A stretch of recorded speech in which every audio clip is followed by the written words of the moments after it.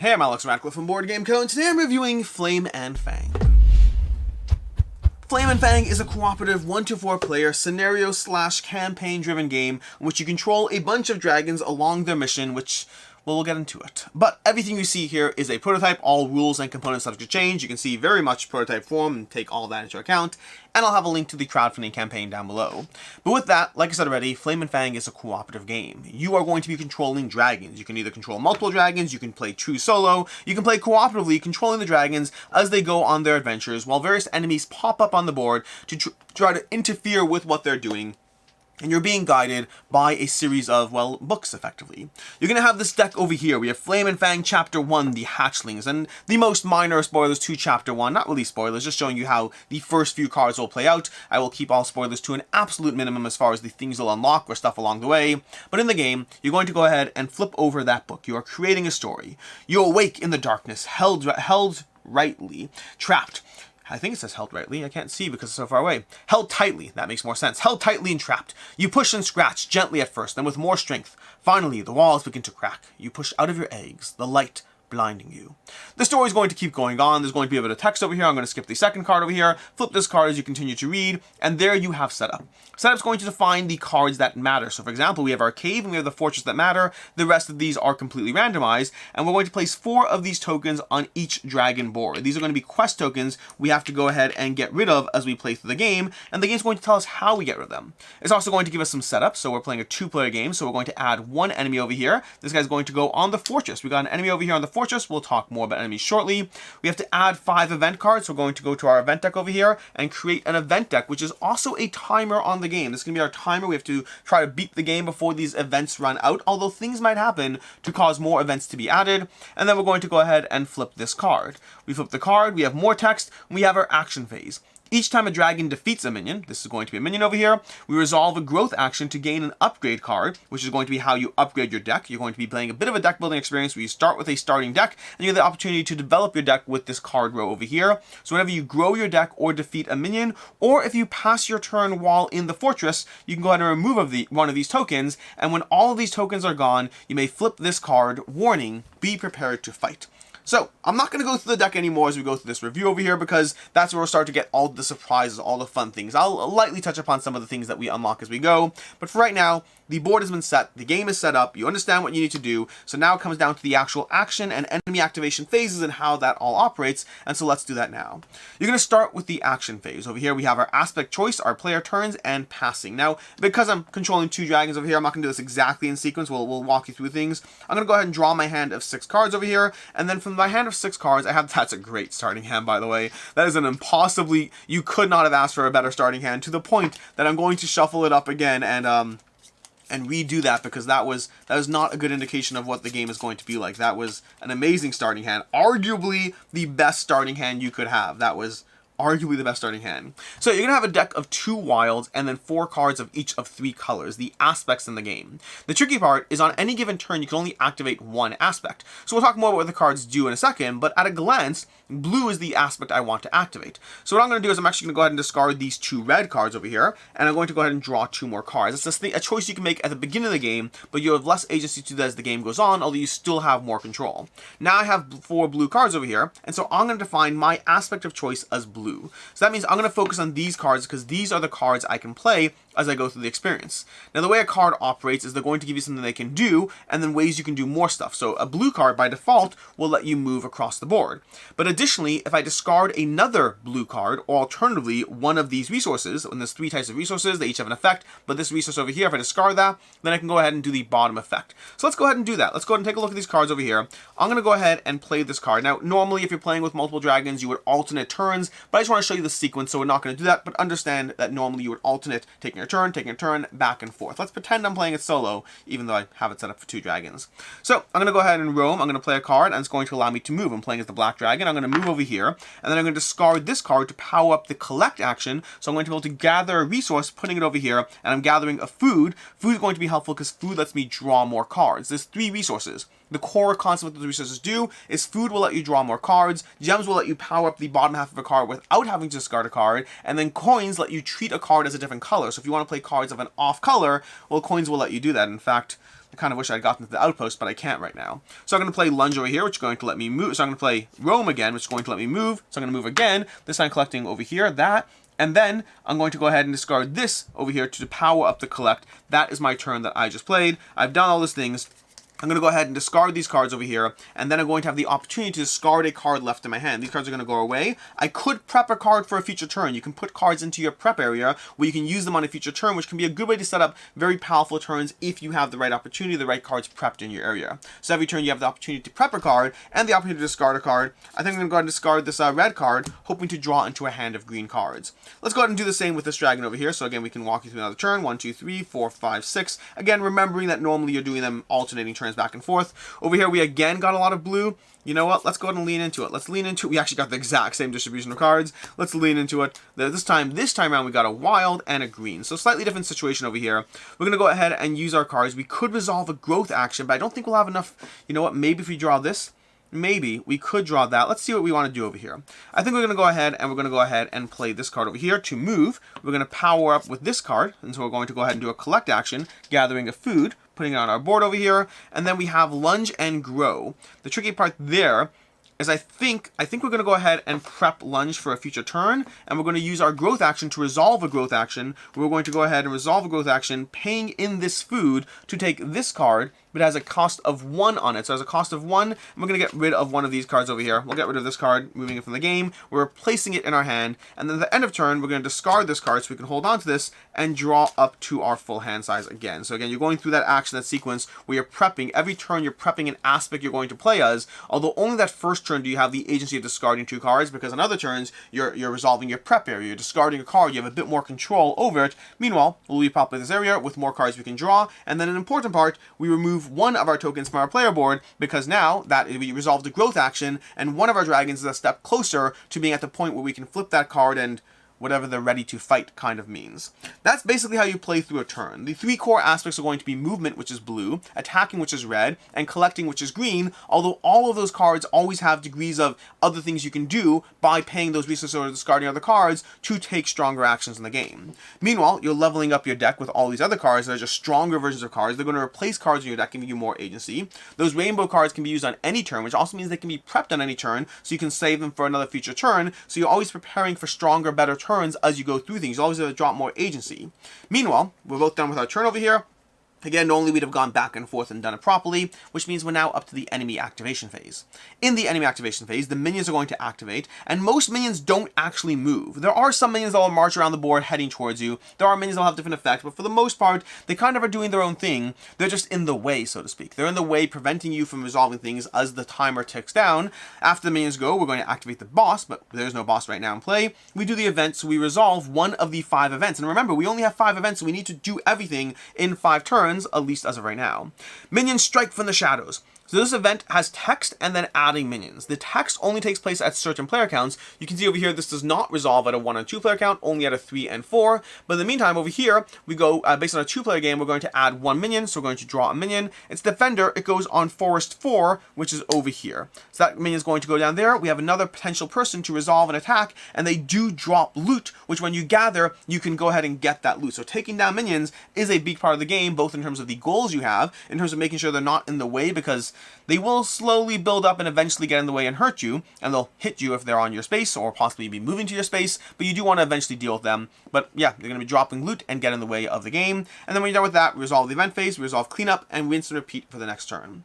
That's basically what you're doing in this game. In this game, you're going to have a starting deck of 14 cards. You're trying to be mindful that every round you can only activate one aspect. You're trying to gather resources because it'll help you draw more cards, treat cards as if they're different colors so you can play them on off turns, and power up cards so you can take the stronger effects. You're also building up your deck so you can get progressively more powerful, and that's where this warning, be prepared to fight, is relevant, because fighting against a boss is a lot more of a challenge. The game is a bit of a build-up and a timer until eventually you deal with whatever major threat is present in the individual chapter that you're up to. And this deck over here, we haven't talked about it, but this deck is fairly large because this is all the Earth chapters. The first chapter might only be a handful of cards, but then that was exactly the first chapter. We have chapter 2 magic over here. I cut it perfectly. But you're going to continue to have more and more chapters. We have chapter 3 going onwards and so forth as you go through the game system, each giving you different level ups and power ups and things along the way But that's basically the core sequence of the game. The other things you can expect to encounter, and this is where I'm going to be very loose in my terminology just to keep things fresh. Most encounters, or all the encounters I've played at least, have a boss character so far, a boss that you'll face off against that represents the higher challenge. That's the thing you're prepping your dragons for, to make sure they can actually take on and survive. You're also going to unlock things in each chapter. There's going to be a whole pile of trait cards, and again, I'm going to be very loose on spoilers, trying to keep it as I'm going to keep information loose in terms of things you unlock, but you unlock, various spells or actions or trait cards, things that can power you up across the course of the game, because chapter to chapter you do rinse and reset your deck, but you do have new things that are added. So you might have a permanent card that stays in your deck across the campaign. That's why it's not purely scenario driven. There is a degree of evolution and growth across the course of the campaign as you unlock more stuff, as you deal with different map setups, different challenges to face off. There's going to be little mini puzzles you have to encounter and kind of steps again, I'm trying to be very loose in the things. There's going to be additional things going on. The plain basic sequence you see in that first scenario is going to be just moving around the board doing things, and that's plain and simple. As you go to future scenarios, you'll have different challenges or hoops to jump through to be able to accomplish your goals, making the game more challenging, but also you start with more tools at your disposal that you've collected as you've gone through this journey. And that is basically Flame Fang, a 1-4 player cooperative scenario/campaign driven game that has you facing off a bunch of dragons across their own journey through the world and the various enemies and baddies within. Yes, I know the dragons, but like the other guys are the baddies. The dragons are cute and cuddly and all that fun stuff. In any case, as far as the review, starting off with ease of play, rulebook is a prototype rulebook to be very sure, and also I should note that this is a game that I was taught on TTS by the designer, so I had that additional knowledge going into it, so it was an easy pickup in that sense, but I can't speak to how easy the rulebook is. But again, prototype rulebook, I don't know where things will end up overall, but each individual scenario takes roughly around, I'd say 45 minutes to an hour. It does depend a bit on player count and earlier scenarios versus later scenarios. The earlier scenario, once you know what's up, you can probably knock out in a half hour pretty easily, but it does evolve and get progressively more challenging as you go through it. I have not finished the campaign. I think I've played 4 of the chapters so far. I think of 8 chapters. I could be wrong, so I can't speak to where the whole thing goes, only where I'm up to so far in the experience. As far as what I like, don't like, and can see others not liking, starting off with what I like, which is the game is overall just, it's a deck building system with a bit of a puzzle of trying to level up and power up while being mindful of the fact that you're running out of time and you have enemies to fight and to deal with as you go through the game. So the overall game is just a puzzle of survivability, a puzzle of action economy, a puzzle of which action cards are going to combine. How can you combine that with the various resources that you're picking up? You can only carry so many resources. You have your life cards, by the way. These life cards, when you lose a life, they get shuffled into your deck, and so you could lose life and slowly repair yourself, but you need to ensure you're not dying before that happens. So you're trying to be mindful of the enemies in your way, the bosses, which are much more of a threat than the enemies. The basic enemies are kind of in the way and need to be dealt with and give resources. Occasionally they hunt towards you, but it's really the various bosses you have to deal with as you go through the experience. And so there's a challenge of just trying to power yourself up to be able to overcome the boss and to deal with the scenarios. And that puzzle, again, like going to spoilers, it progresses as you go through the game. It starts off very light, very easy, and then it gives you more hoops to jump through and more things you have to be doing in order to survive as you go through the variety of scenarios. So overall, it's just a satisfying puzzle. And there's different ways of utilizing the resources to optimize around those enemies. You can try to go for food, so you can just draw more cards and get to play more cards. You can try to go with gold, because gold will help you change cards into other cards. Gold is my personal favorite. It lets you play cards on their off turn. There's nothing quite as frustrating as being able to move forward and not do anything along the way. And there's always ways to mitigate around that, but getting some gold can really be fun to be able to move, hit, move, gather, move, hit. You can really have a fun turn once you start gathering in that gold. And so there's a lot of resources you can use to try to get more stuff done, or even the gems. The gems let you play the off effects on the cards, which again lets you also move, hit, move, gather, all those fun things you can do. Then powering up the cards. The game has deck building that you're going to be going through. There's a giant deck of cards over here. Well, giant's relative term. A large deck of cards that's going to give you a lot of different cards that can be added to your deck, giving you more flexibility and more tools, and just more eye candy to look at as far as you try to balance those resources and use them to gather that new card that will help you take down the boss. So the additional elements, and then there's additional elements that are added as you play, which again, I can't heavily get into them, but trade cards that'll permanently go into your deck, various spells you'll unlock. There's things that are going on in the game that will be added to be able to further enhance what you can do as you go through the game. And the storybook mechanism in general is a good guiding factor to the game. Just the way this flips and just gives you things to do. It gives you both the narrative, the setup, it keeps things nice, simple, procedural. The events are going to give you, other things to be mindful on your turn while spawning new enemies, and the game plays overall well, solo and cooperatively. I've played this both as a 2-player experience and as a solo experience. I have not played in 3 and 4, so I can't speak to how well it scales in that sense, but I've enjoyed this both at 1 and 2 players. As far as things I don't like in the game, there's not a lot that I don't like, but my biggest concern is the the speed and pacing of the game versus the repetitiveness of the gameplay. Well, there's two complaints, I guess I'd say. The first is that the map itself, and maybe this changes in later scenarios, but the map so far doesn't feel like it matters significantly. You're going to have like 2 tiles and then a random smattering of tiles, and it never feels that impactful, although I will grant having the outpost far from you means you can't get coins, which is one of my favorite things, so there is that. But for the most part, the map doesn't have a huge impact on the gameplay, in at least not the scenarios I've played through so far. It feels like there's more opportunity for interesting things to happen. It operates as a spawning ground for the enemies. Enemies spawn specific map tiles, but I kind of wish the map was more interesting to go through as opposed to just, and there are different setups, it's not just this one setup, but I wish it were more interesting. Past that, the fact that you deconstruct your deck every scenario and then reconstruct it means the game does have a certain repetitiveness to how often you're going through the cycle of building and then tearing back down, building and tearing back down. And it's worth noting that this is a situation in which I've played this game in, I think, 3 sessions. I played it initially on TTS to learn it, then on TTS to learn it again, and then I played through like 4 scenarios in like a single day, and that could have an effect on the feeling of repetitiveness I had of this, but it feels like you build up your dragon, you tear it down, and then add one small thing, build up your dragon, tear it down, add one small thing. I think that while I enjoy the puzzle of the game, the scenario sequencing of it feels like I want more interesting decisions to be made. I feel like this is a game that the more I played it, the more I felt I was going through mostly the same patterns with some degree of iteration on it. So I think that the game doesn't necessarily unlock things as fast as the repetitiveness of the actions. And I think part of that is that the cards themselves, the basic cards, the cards you unlock and buy, those are great. But your basic deck isn't as interesting as I would like compared to the amount of cards you're actually getting into by the end of it, meaning this is kind of a deck builder. Imagine playing Dominion or any deck builder where most of the time you are engaging and dealing with these starting cards. That's the biggest problem and complaint I have around Flame and Fang, where Flame and Fang. Yeah, the biggest problem I have with Flame and Fang is that I feel you're mostly playing with these starting cards in a deck builder, and I wish that weren't the case. I want to be playing with the cool, interesting cards for a majority of the time, and I didn't feel that happened in the game.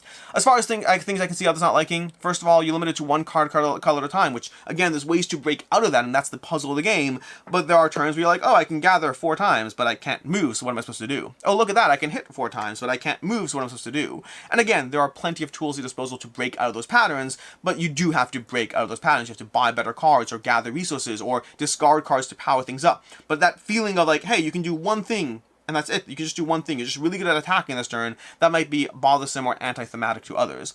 Additionally, the enemies being very passive can be a turnoff. Now, this isn't the problem for me because the boss is the main threat that you're building up against. The enemies are just kind of in your way in the experience and giving you resources to collect on. But yeah, if you're kind of concerned about the fact that you're playing a cooperative game where the enemies just sit in the background a lot of the time and don't get in the way, that might be a problem for you.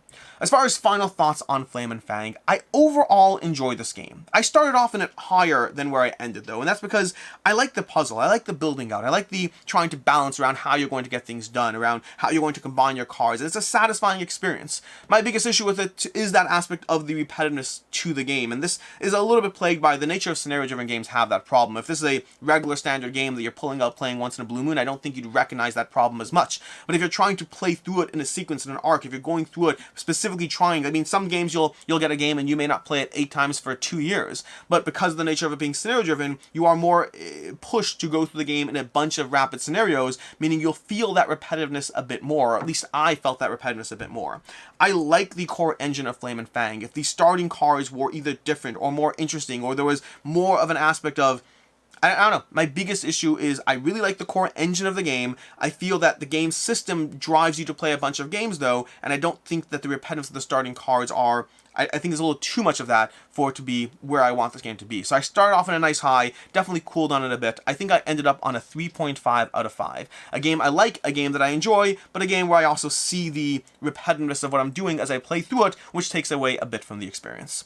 As far as other game recommendations, if you're looking for another scenario-driven game that also a deck builder, but with a very different way that it's actually, done, a Harry Potter Hogwarts battle will have you facing off against the 7 years of Harry Potter being in Hogwarts as you build up your deck, tear it down, build up your deck, tear it down, and build a deck to slowly take down various enemies, starting off with school buddies and whatnot, and ending all the way up with he who must not be named himself.